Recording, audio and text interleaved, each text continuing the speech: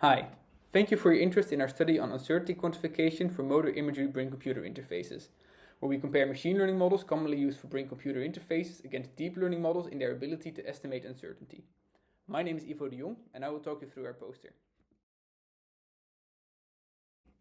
So the goal of uncertainty estimation is to get correct class probabilities, indicating the confidence in a given classification.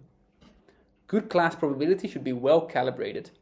That means when a prediction is made with a probability or confidence of 75%, it should be correct exactly 75% of the time. This means we want to avoid being overconfident, where the confidences are higher than the accuracy, or underconfident, where the confidence is lower than the accuracy. Confidence should also be able to indicate when the model knows the correct answer for an input, or whether it's just guessing. Such a model would be usable for rejecting bad samples. With good uncertainty estimation, we will be able to accept only predictions when the model is 90% confident, so we know that these accepted predictions will have a 90% accuracy. To exemplify this, let's look at some topo plots of event-related desynchronization while a user imagines moving a hand. When the user moves their left hand, there should be a desynchronization in blue on the right side over the motor cortex, which is roughly the line between the ears. So in the first image, we see a clear desynchronization on the right side, so it's clearly left-hand motor imagery. Our model should predict it with a high confidence. In the next, it's clearly on the other side, so it's right-hand motor imagery. This one is even clearer, so should have a higher confidence. In the two images below, we still see roughly the same patterns, but things are a little less clear and noisier, so the confidences should also be lower. In the two images on the right, the signals do not clearly look like motor imagery, so we cannot know what the user was trying to do. In those cases, our model should refuse to make predictions because the confidence is low. It's too uncertain. This way, the confidence helps us know how likely a prediction is to be correct. We investigate this over multiple models with different ways of estimating their confidence. MDRM, minimum distance to Riemannian mean, learns a per class centroid and uses the distance to the class centroids to determine the most likely class. The probabilities are then made by using softmax based on these distances.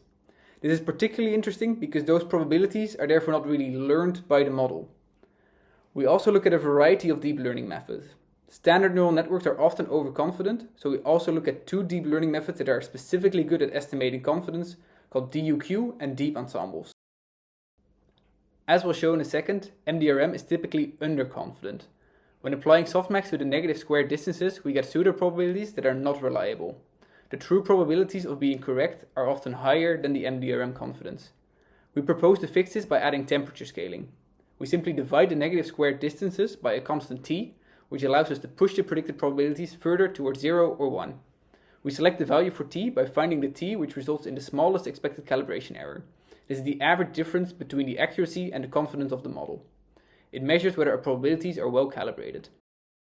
We investigate the calibration by using these calibration plots. On the x-axis we have binned confidence, so the predicted class probabilities. On the y-axis we have the accuracy. Ideally, the confidence should match the accuracy, so each model should follow the diagonal. In figure A, we see the results for MDRM, where each colored line represents a different dataset. Systematically, the accuracy is higher than the confidence. This means it's underconfident. When we look at MDRMT, so with the temperature scaling, we see that it roughly follows a diagonal, so it's well calibrated. We also looked at CSP-LDA, another common method used for motor imagery BCIs, and see that it is also well calibrated. On the bottom we have the three deep learning models. All of them are below the diagonal, so all of them are overconfident.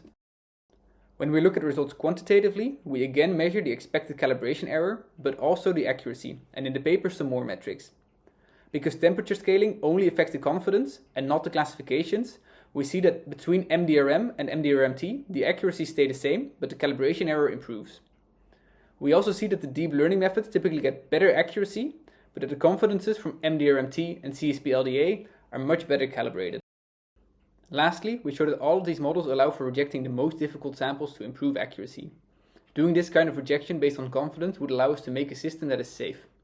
The predictions that get accepted will have a high chance of being correct, but we will have to accept that not all inputs are accepted. So in summary, we found that MDRM is underconfident, which we solved by adding temperature scaling without any negative impact on the accuracy. We also show that well-designed machine learning models used in BCIs have better calibrated uncertainties than deep learning models, and that all models are able to improve their accuracy if we reject the most difficult samples based on model confidence. Thank you for your interest in our work. If you have any questions, suggestions, or other interests, feel free to reach out by sending me an email, which you can find on the bottom right of the poster. You can access the paper by scanning the QR code on the top left for further reading. If you have any further interest in our work, I'd be really curious to hear from you.